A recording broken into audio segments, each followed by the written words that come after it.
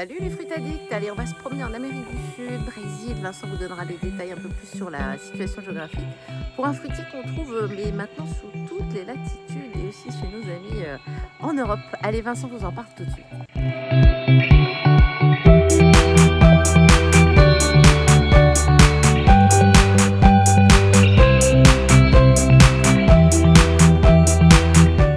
Bon, salut les fruits addicts. Alors aujourd'hui, une nouvelle vidéo, je vais vous parler du feijoa.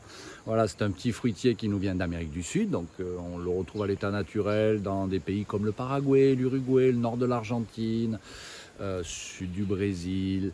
Et on le retrouve aussi en Colombie où il y a pas mal il est cultivé là-bas à des fins commerciales, mais le pays qui lui a permis d'acquérir ses lettres de noblesse, ça reste la Nouvelle-Zélande. Voilà, c'est un fruit qui est très cultivé en Nouvelle-Zélande, qui est maintenant très populaire.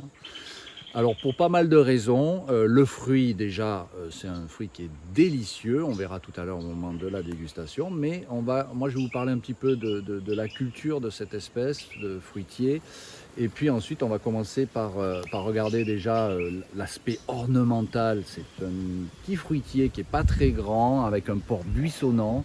Tu nous rappelles le nom latin? Alors c'est Acaceloiana, voilà. Ok, et la famille c'est... On est dans la famille des myrtacées. Alors, on reconnaît les myrtacées parce qu'on a ces troncs là qui ont tendance un peu avec cette écorce là qui squame là et avec une. C'est moins marqué que sur des goyaves classiques. Que les goyaves, mais voilà, on est dans cette famille là. Et puis on a ce feuillage là qui est magnifique. C'est un feuillage donc tiens, on regarde là ici dessous, tu vois, c'est un feuillage qui est persistant, donc qui est vert foncé sur le dessus et puis dessous il y a ce côté un peu dufteux là, blanchâtre, bleuté qui est magnifique. Voilà. Alors c'est parfait pour faire des haies, on le voit ici, où on a fait une haie. C'est assez dense. Par contre, ça prend un peu de temps quand même. C'est une croissance qui est quand même lente. Donc là, ici, on est en présence d'arbres qui ont 7 ans, 7-8 ans maintenant. Voilà, il faut quand même, je dirais, une dizaine d'années pour être en pleine production avec cette espèce de fruitier. Voilà, c'est pas une goyave. Voilà, même si c'est dans la même famille, c'est quand même beaucoup. Oui, parce qu'on beaucoup plus l'appelle lent. goyave ananas aussi. Alors on l'appelle goyave ananas. Son nom, ça reste quand même feijoa. Mais oui, il y a pas mal d'appellations. Le fait qu'on l'appelle goyave ananas, c'est tout simplement par rapport à son goût, qui quand même se rapproche pas mal de l'ananas. Alors, qu'est-ce que tu peux nous dire sur la culture? Le sol, l'exposition, vas-y. Donc c'est une espèce déjà qui est rustique, c'est-à-dire c'est d'ailleurs une des raisons pour laquelle elle s'acclimate dans pas mal d'endroits, notamment en Europe, parce qu'elle va supporter des températures négatives qui peuvent aller jusqu'à moins 10, moins 15 degrés sans problème. Alors après, attention, si on décide de cultiver, de planter cette espèce-là avec des hivers à moins 15, les fructifications, ça ne sera pas top, voire il n'y en aura pas. Voilà. Il faut quand même, ça reste une espèce subtropicale. Certes, il va y avoir besoin d'un petit peu de froid l'hiver, stress thermique pour pouvoir déclencher tout ce qui est floraison, mais si on veut avoir de belles fructifications, il ne faut pas trop stresser quand même ces arbres. Ils vont avoir besoin quand même de chaleur. Il y a mâles et femelles?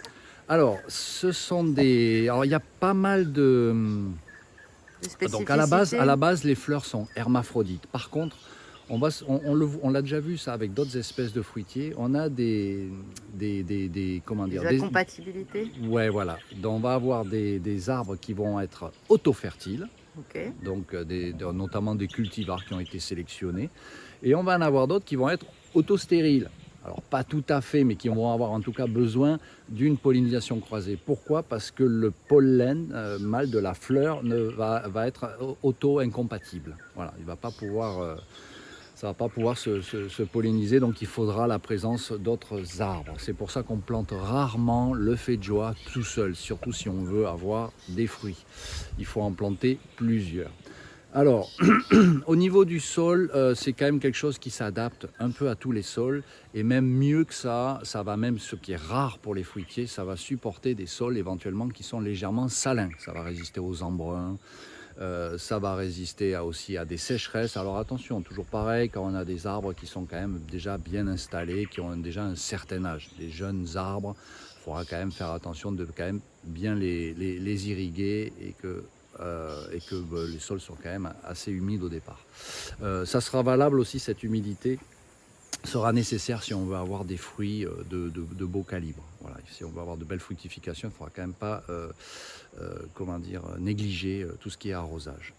Voilà, donc au niveau du sol, il n'y a pas trop de soucis. Au niveau de la taille, c'est pareil, c'est pas vraiment un arbre, un fruitier qui se taille. D'ailleurs, on le voit, hein, c'est quand même assez dense. Donc on ne les taille pas vraiment et puis il n'y a pas de grosse incidence sur la fructification. Voilà. C'est pas comme un agrume où il faut quand même que l'air puisse passer, que la lumière et tout ça. Là on s'aperçoit que ce soit taillé ou pas, ça ne change pas grand chose. La taille maximum, on s'aperçoit là aussi que ça ne dépasse pas en gros 4-5 mètres de hauteur. Même Donc là, c'est à leur max. Hein. Ouais, ils sont quasiment maintenant à leur taille maximale. Voilà, là on a des arbres, là, un arbre là qui doit faire quoi? Ouais, il doit faire 4-5 mètres. Donc voilà, on est sur des tailles là là, ils sont adultes, hein. Ce sont des arbres, comme je disais, qui arrivent maintenant en 7e ou 8e année. Donc bon voilà, ils iront pas, ça ira pas beaucoup plus haut. Il y a plusieurs variétés aussi. Alors il y a beaucoup de variétés. Je finis peut-être par rapport à tout ce qui est culture, ça va quand même préférer un environnement ensoleillé. On va essayer de les mettre dans un environnement où il n'y aura pas trop d'ombre. Ici, on a une partie de la ligne de Feijoa qui est en plein soleil, et puis ici là, ils sont un petit peu à mi-ombre. Ça ne les empêche pas quand même de fructifier, mais on s'aperçoit que ceux qui sont en plein soleil quand même fructifient beaucoup plus et beaucoup mieux. Alors il y a beaucoup de cultivars. Il y a une centaine de variétés qui ont été sélectionnées. Donc comme je disais tout à l'heure, il y a des cultivars qui sont auto-fertiles. Donc qui nécessitent moins cette pollinisation croisée, et puis d'autres qui sont alors certes, qui présentent des qualités de fruits assez intéressantes, notamment la taille des fruits, mais par contre souvent ces cultivars à gros fruits sont autostériles. Donc là, il est indispensable de mettre plusieurs variétés pour pouvoir faciliter cette pollinisation. Il y a plusieurs fructifications par an? Alors nous ici, en Nouvelle-Calédonie et en Nouvelle-Zélande, c'est pareil, on n'en a qu'une. Par contre, il y a des pays comme par exemple en Colombie, en fonction du climat, et ils arrivent à avoir 2 fructifications par an. Voilà. Mais bon, en général, c'est une fructification par an. Donc ça va fructifier, ça va fleurir, nous ici en Nouvelle-Calédonie, à l'automne, c'est-à-dire les mois de octobre, novembre, et on aura les fruits vont être mûrs là à partir du mois d'avril, avril-mai. Voilà. On a des fruits jusqu'en juin. Alors c'est un fruit, une fois qu'il est mûr, il va tomber. Ah oui, il faut pas. Oui. Voilà. Et après, c'est compliqué de les observer parce qu'ils ressemblent. Ils ont la même couleur que le feuillage. On avait l'impression qu'on n'avait pas de fruits. C'est vrai. Et finalement, on se rend compte par terre qu'il y en avait. C'est vrai. C'est pas facile à voir, ça se camoufle bien. Et puis donc voilà, quand il arrive la saison, en général on commence à voir les premiers fruits qui tombent par terre, et c'est à ce stade-là qu'on peut les consommer. C'est compliqué de les cueillir dans l'arbre parce qu'il faut, c'est pas évident à déterminer le degré de maturité. Si on va voir tout à l'heure au moment de la dégustation, j'ai cueilli ces deux, ceux-là je les ai pas ramassés par terre. J'espère qu'ils seront donc on va voir si je me suis trompé ou pas. Donc voilà, donc il y a cette cueillette là qui n'est pas toujours évidente, ça nécessite un petit peu d'expérience. Après, ce sont des arbres qui peuvent être assez productifs, c'est-à-dire qu'un arbre là qui a une douzaine d'années, on peut sortir 30, 40, 50 kilos par arbre de fruits par saison. Ça c'est pas exceptionnel. Il n'y a pas trop ce côté cyclique, alternant qu'on va retrouver avec beaucoup d'autres espèces de fruitiers, c'est-à-dire en général ça donne tous les ans. Voilà. On a aussi une floraison qui va se polliniser, alors en plus des insectes, mais on a aussi les oiseaux. Ça fait partie de ces quelques fruitiers où les oiseaux contribuent à la pollinisation des fleurs. Voilà. On n'a pas parlé de la multiplication. C'est quoi en fait? On multiplie comment ce Alors, il y a 3 possibilités, 4 même. Il y a tout ce qui est semis. Alors, le problème du semis, c'est que ça ne va pas être fidèle. Donc, si on a la chance d'avoir de bons cultivars, il sera quand même plutôt conseillé de les multiplier de manière végétative. Voilà. Alors, parmi ces différentes manières végétatives, il y a quoi? Il y a la bouture, il y a la greffe et il y a la marcotte. Alors la marcotte, ça se passe assez bien, mais ça prend du temps, c'est assez long. Ça peut prendre à minima 6 mois, voire plus. Mais c'est cette technique-là qui présente le plus de succès. Voilà. La greffe, assez compliquée. Même les meilleurs, que ce soit les professionnels néo-zélandais, ont un taux de réussite de l'ordre de 50%. Donc c'est pas simple du tout. Et la bouture, c'est pareil. Fragile, hein. Ouais, nous on a des résultats qui sont quand même pas terribles du tout. Bon, après on n'a pas forcément des installations au top pour faire ça. Je pense à un mist, je pense à des Les dessous serres chauffés. fermées. Voilà, donc le bouturage, c'est quand même la technique qui est la plus utilisée, mais il faut quand même un certain savoir-faire et du matériel et un environnement vraiment adéquat.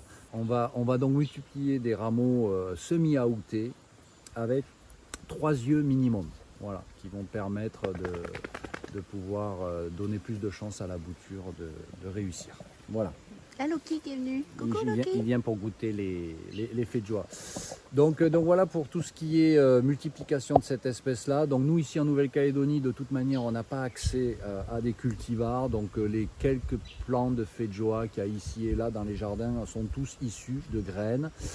Et parmi ces pieds, ces plants de fées de joie qu'on a en Nouvelle-Calédonie, certains sont de meilleure qualité que d'autres. Et nous on le voit ici, on a une vingtaine de pieds ici. On en a quand même 3-4 qui font des fruits de plus grosse taille. Bon, je pense qu'on a fait un petit peu le tour là sur tout ce qui est culture de cette espèce, qui est donc assez simple. Je vous propose de passer à la minute naturo. Et c'est parti pour la minute naturo pour le fée de joie. Alors, c'est un fruit qui est super intéressant parce qu'il contient quelque chose qu'on ne trouve jamais dans les fruits, c'est de l'iode. C'est aussi riche en iode que des crustacés. Donc c'est super intéressant pour des thyroïdes un peu paresseuses. Ça va booster aussi sur les pertes de poids.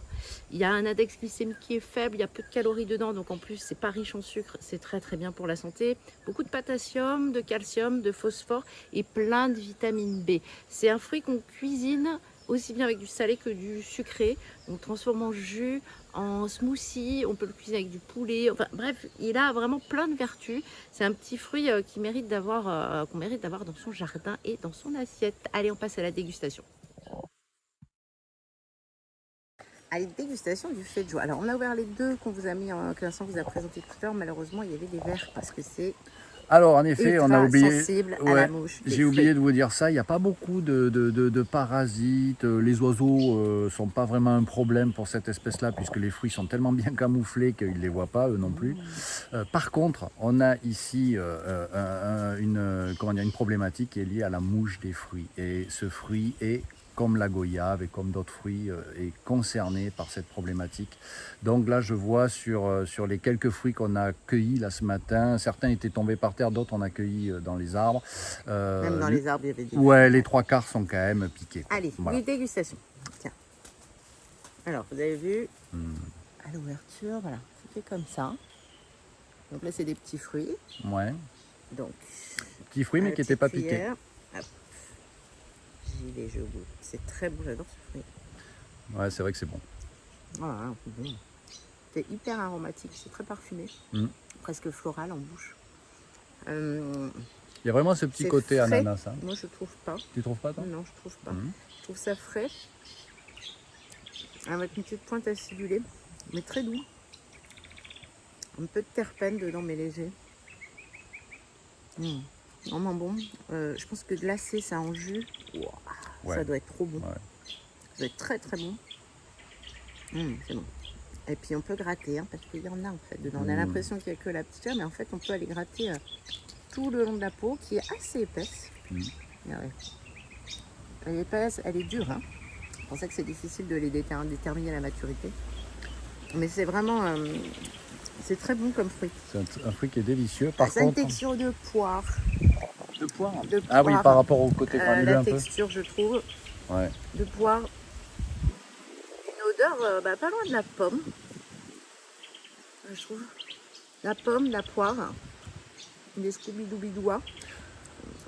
Non, ça a vraiment un goût très particulier. J'entends le goyave ananas, mais moi je trouve pas. La pointe d'acidulé, c'est peut-être ça qui fait penser à ça. Après, je sais qu'il y a des variétés où il y a des goûts qui sont plus marqués que d'autres. Oui, bon après voilà, on n'a Donc, pas forcément nous ça. ici les meilleures variétés, hein, ça c'est sûr. Mais ouais, ça reste... ça fait penser à de la poire. Moi, ça me fait plus penser entre la texture et le goût qu'un goût là. Après de la peau. Une poire Williams, bien croquante et fondante. J'en démords pas, il y a quand même un côté ananas, hein, je suis désolé. Il y a vraiment un côté ananas là qui Chacun ses goûts. Après voilà, on a tous une perception, un palais différent, mais voilà, c'est un super fruit. Alors après, pourquoi on ne le retrouve pas plus sur les étals? Pour la bonne et simple raison que c'est un fruit qui se conserve pas bien. C'est quand même compliqué aussi au moment de la cueillette Enfin voilà, c'est un fruit qui n'est pas si simple que ça à commercialiser pour pas mal de raisons. C'est un fruit certes qui est délicieux, mais voilà, qui demande un peu de compétences, tu veux dire, entre la cueillette. Ok. Quand même, je ne sais pas si en Nouvelle-Calédonie on retrouvera ce fruit sur des étals. Par contre, c'est un fruit qui mérite, c'est un fruitier qui a toute sa place dans les jardins parce qu'encore une fois, il y a ce côté ornemental qu'on voit qui est quand même superbe et que ça ne prend pas beaucoup de place. Voilà. Ok, on vous dit à la semaine prochaine les Fruitadiques. Ciao. À bientôt.